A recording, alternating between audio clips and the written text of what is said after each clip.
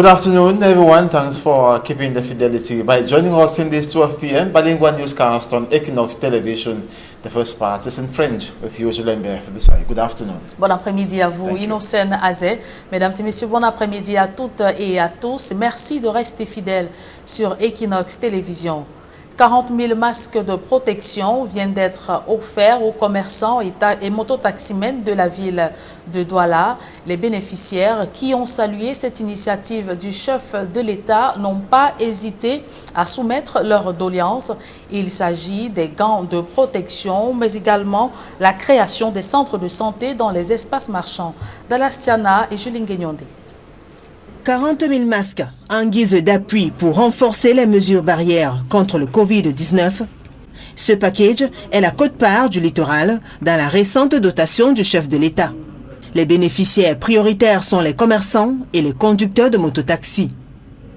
Au-delà de la reconnaissance, ces derniers souhaitent que le gouvernement aille plus loin. On a encore besoin de centres de santé dans les marchés. Les commerçants sortent à 7 h du matin, ils rentrent à 18 h. Ils passent plus du temps au marché.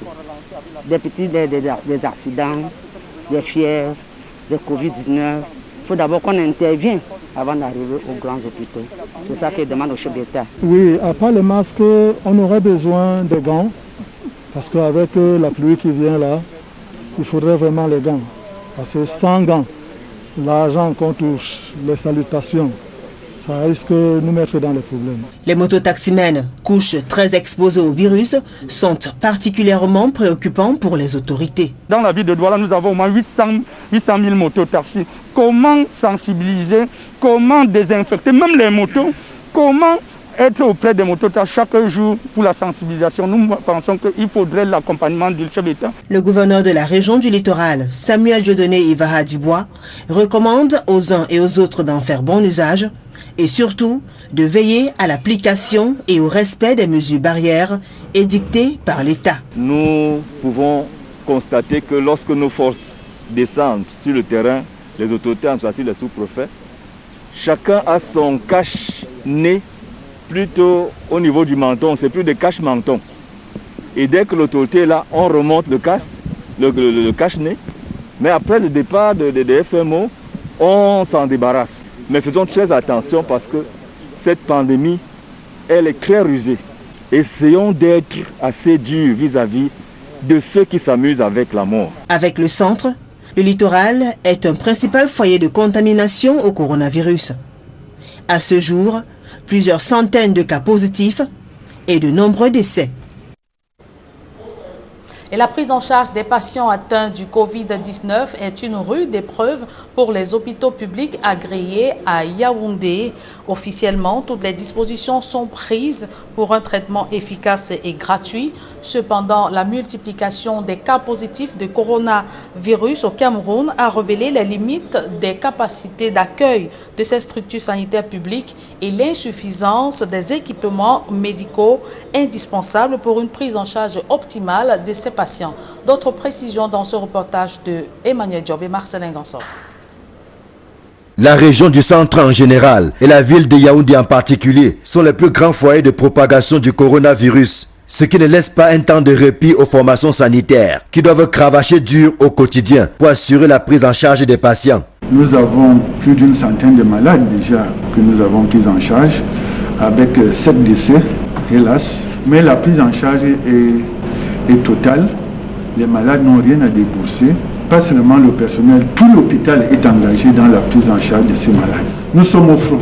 Il s'agit d'une guerre et nous ne saurons reculer. Cette prise en charge a un coût, supporté en principe par les pouvoirs publics. Celui-ci varie en fonction des malades et de la gravité ou non des cas reçus. Mais aucun responsable ne veut s'hasarder à donner un montant. La fourchette de prix pour la prise en charge peut aller du patient sans comorbidité aux patients avec des multiples comorbidités. Nous n'allons pas avancer un prix parce que la prise en charge est totalement gratuite et prise en charge par l'État.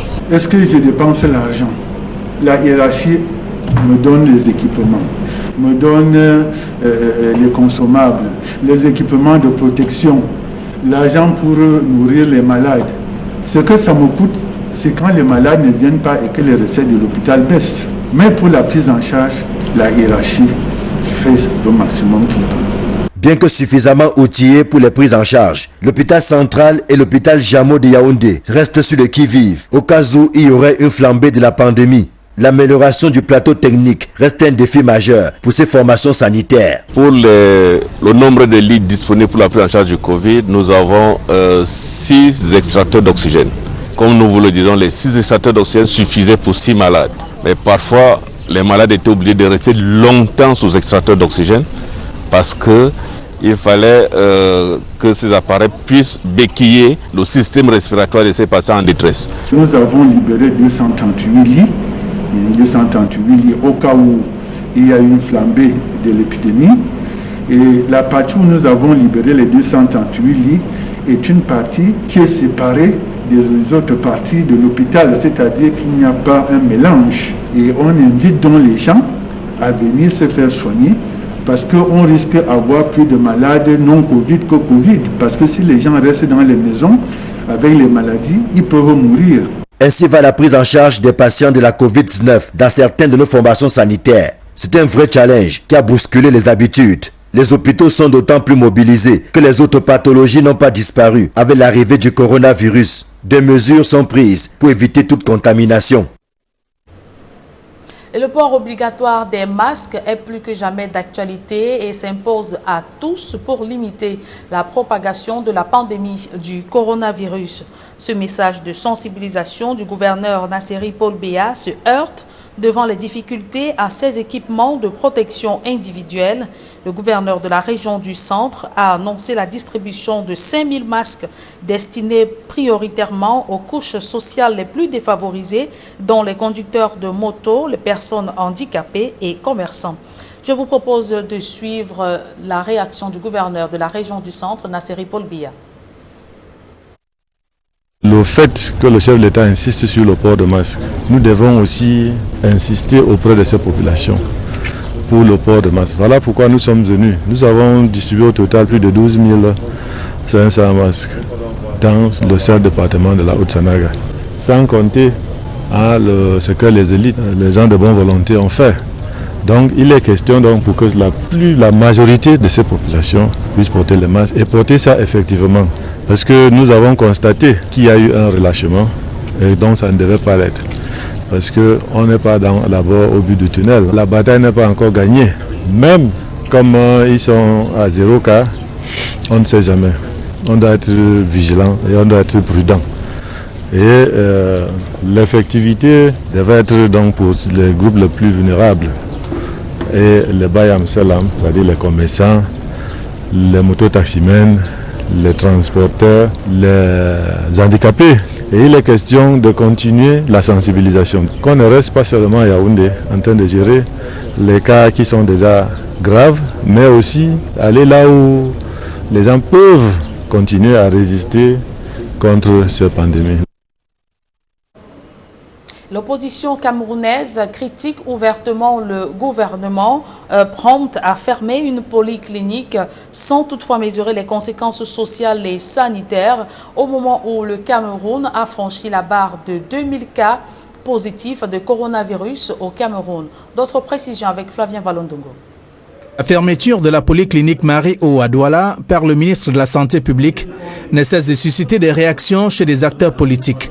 À la lumière de l'enquête qui a été menée par l'honorable Jean-Michel Nithieu, on est fondé de croire que le ministre a basé sa décision sur l'émotion et non sur les faits probants. Pour Jean-Robert Wafo du Social Democratic Front, le patron de la santé publique du Cameroun n'a pas mûri sa décision.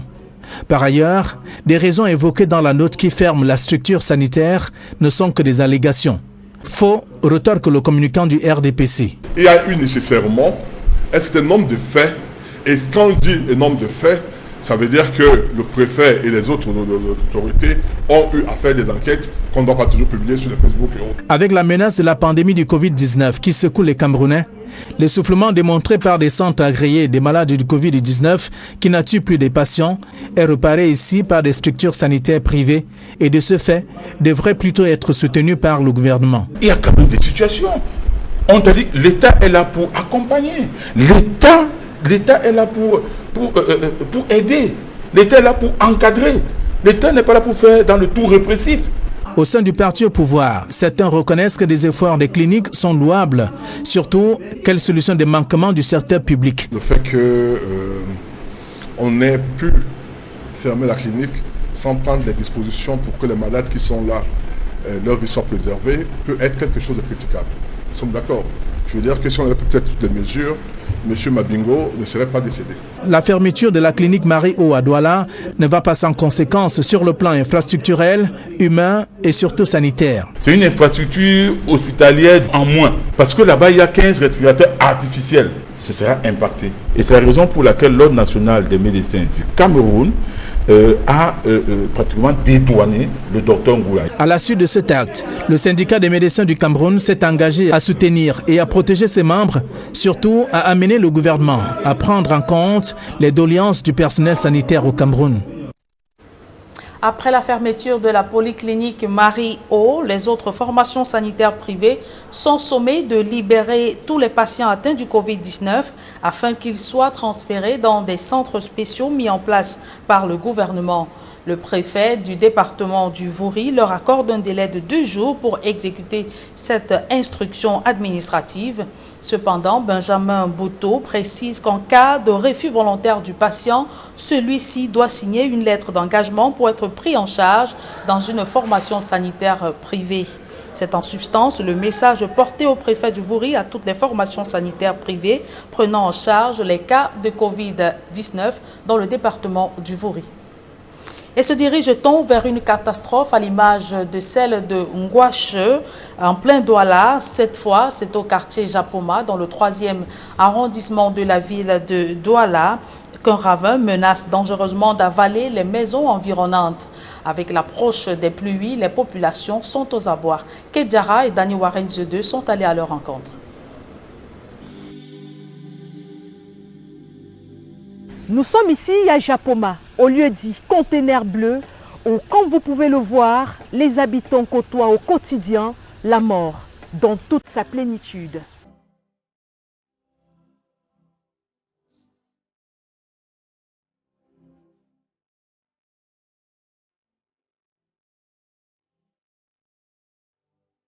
Derrière moi, un ravin, que dis-je? Un véritable cratère qui menace dangereusement de happer les maisons qui se trouvent tout autour. Pourtant, tenez-vous tranquille, il y a encore seulement 2 ans, il y avait à ce même endroit une route qui permettait aux habitants d'aller et de venir dans le quartier à leur guise. Comme vous voyez, c'était une route, une grande route qui montait à l'école, puisqu'il y a une école là en haut. Il y avait juste une petite rigole qui recueillait les petits eaux des ménages. Bon, quand le génie a commencé les travaux, c'est d'où ils ont dirigé tous les eaux de Japoma. Ce qui sort du château, entre mission, lycée et sortant du rail, pour ici ça se joint là. C'est ça qui crée ces catastrophes comme vous voyez là. Tout serait parti de la construction de la route qui dessert le stade de Japoma. Selon les riverains, l'entreprise en charge de la construction de cette route aurait dévié dans le quartier les eaux qui, en seulement 2 ans, ont entamé sérieusement cet endroit. Une érosion incroyable. Là, ce sont des grandes pluies. Quand il pleut, c'est d'où ça casse comme ça. Et toute cette concession-là, cet environnement est vraiment inondé. Ça entre dans les maisons. C'est comme si nous étions dans un lieu marécageux et pourtant nous ne sommes pas dans le marécage. Nous sommes sur la plateforme. Mais quand il pleut, c'est le Vouri. L'eau vient avec une forte pression, avec les vagues, même comme on voit au Vouri là. Ça entre, c'est ça qui nous détruit. Ça détruit comme ça casse là, ça casse les maisons des gens. Vous pouvez le voir tout autour, des maisons abandonnées par leurs propriétaires qui, plutôt que de mourir pour des morceaux de terre, pour des morceaux de parpaing, ont choisi de sauver leur peau. Si le gouvernement ne nous aide pas, on ne sait même pas de quel côté s'abriter. Parce que si tu as réussi à avoir une petite parcelle, tu dis à tes enfants que c'est ici qu'on va mourir, même s'il y a n'importe quoi, on va chercher de quoi manger, on arrête le ventre avec. Mais tu te rends encore compte que nous sommes en train de mettre les sacs dans le ravin, ça ne donne pas. On verse le ciment, ça ne donne pas. On met les piquets, ça ne donne pas. Le gouvernement ne sait pas ce qu'ils attendent. Nous sommes démunis. quittant de la route là-bas, là où l'eau, même la gueule de l'eau est, jusqu'à ici, nous ne sommes pas en sécurité. Quand il pleut, dès que les pluies commencent, nous ne dormons plus. Nous tous, nous sommes dehors de peur que ça peut se casser directement, il peut y avoir glissement. Avec les petits enfants comme ça, ils ne savent même pas comment ils veulent faire. Nous sommes foutus. Hein? Voilà le peu d'économie qu'on avait ici. On a construit les maisons avec, mais on ne parvient même pas à rester dans la maison à cause de la pluie. Hein? Tout le drain là s'est cassé, c'est venu verser, c'est versé chez nous. Nous, on ne dort plus. Et avec le retour des grandes pluies, on ne sait même plus où on va aller. On ne sait pas vraiment où se mettre la tête. Nous sommes dépassés. Que le gouvernement vienne à notre secours, s'il vous plaît.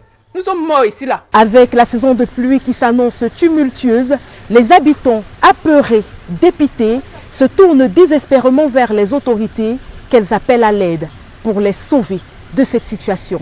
Pour Equinox Télévision, nous sommes Roger Libéron Njomo, Danny Warenze II et moi-même, Kate Diarra. La suite de ce journal est en langue anglaise avec vous, Innocent Azé. Good day once again. Thank you, Julien. Good day once more. And to our viewers, good afternoon. Thanks for staying with us.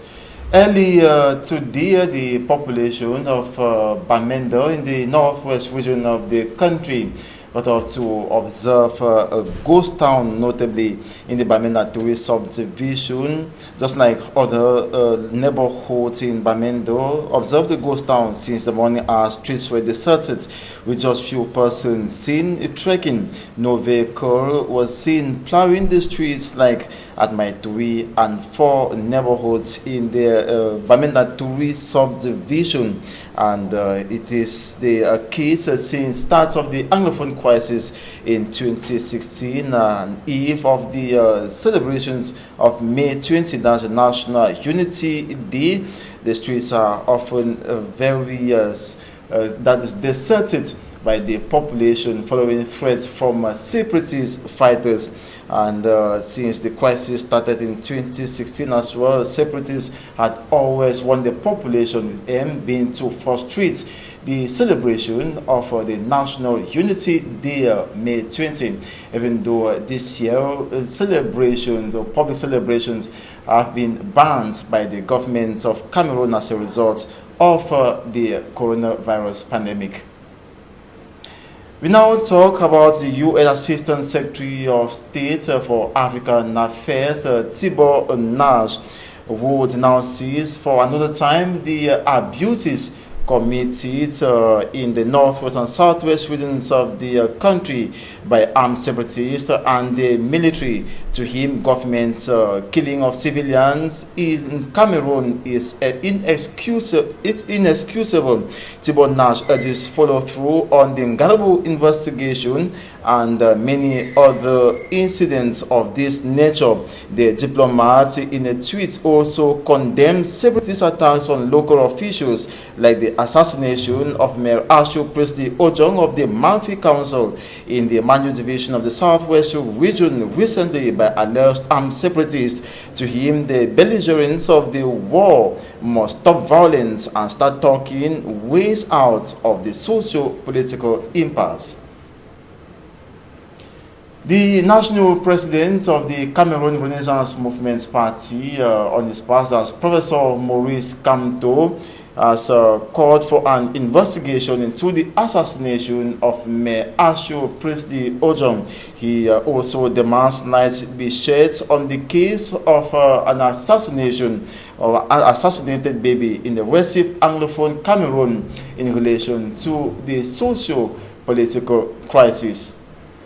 And we talk about issues relating to the crisis. This time it is the national chairman of the Commission on Human Rights and Freedoms, Dr. Chemuta Divine Banda, who is no more.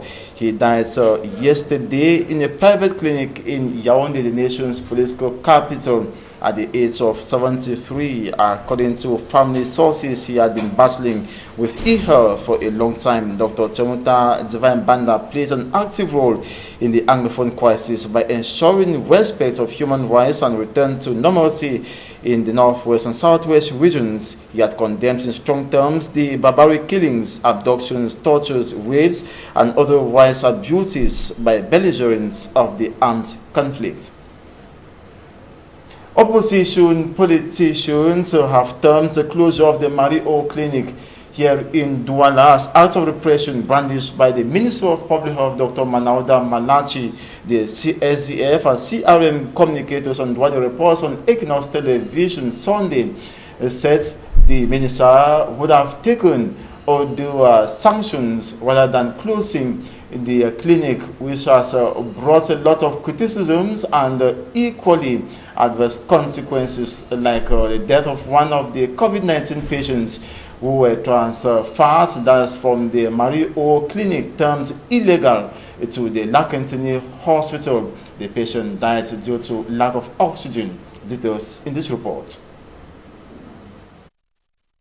Following the closure of the Marie O Clinic in Douala upon instruction of Minister of Public Health, political actors animated the response with differing opinions. According to the CRM communicator, Tayong Elvis, the minister should have given other sanctions and not total closure due to the fact that COVID-19 patients were being treated under the minister's instructions.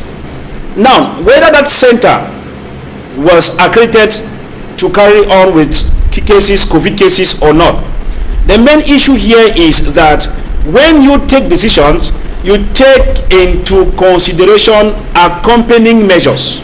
Firewood don't even know what the minister is talking about. Ce n'est pas centre agréé, it's not a legalized center. From a legalized center, it is not a center that is that has been accepted equally for the COVID-19, and at the same time they did not respond to a letter. Whereas at the same time, you had equally notified National Order of Medicines of doctors, who equally had carried out some investigation and some findings, to which Dr. Angula had equally responded to them as to why the situation is the way it is. On te dit, l'État est là pour accompagner. To Jean-Robert Wafo of the SDF, the state should accompany and help outstanding clinics like Marie O, treating COVID-19 patients and not condemning with emotions and repression whether or not the clinic is legalized. Cet argument de centre agréé, ça ne tient pas du tout. Ça ne saurait même d'ailleurs tenir. He knows that at this moment, legality should not even be talked about, but the quality care given patients and the disciplined attitudes of health personnel who stick to measures and are in possession of required tests and treatment equipment. Ainsi que les mesures barrières. Et l'essentiel, c'est quoi? C'est qu'ils s'en sortent bien. That a lot of political manipulation surround the closure of the clinic. On a comme l'impression qu'on a préparé l'opinion. Manipulation sur fond d'enfumage. Il y a des sujets sur lesquels nous sommes tous unanimement d'accord. CPDM communicator Barrister Joseph Claude Biliga takes sides with the opposition, acknowledging that it was wrong to close the health unit without dispositions taken for the COVID-19 patients, which resulted to death of one at the legalized Douala Lakentini Hospital for lack of oxygen. Et il a choisi. He, however, says the fact that the CPDM minister infringed the director of the clinic being a CPDM militant is clear indication government does not politicize the COVID-19 fight. L'État a quand même joué son rôle de protecteur de la nation. A statement argued by CRM's Tayong Elvis, who strongly believes government politicizes. Government is at the center of politicizing it. Yaoundé is at the center. Why do I say so?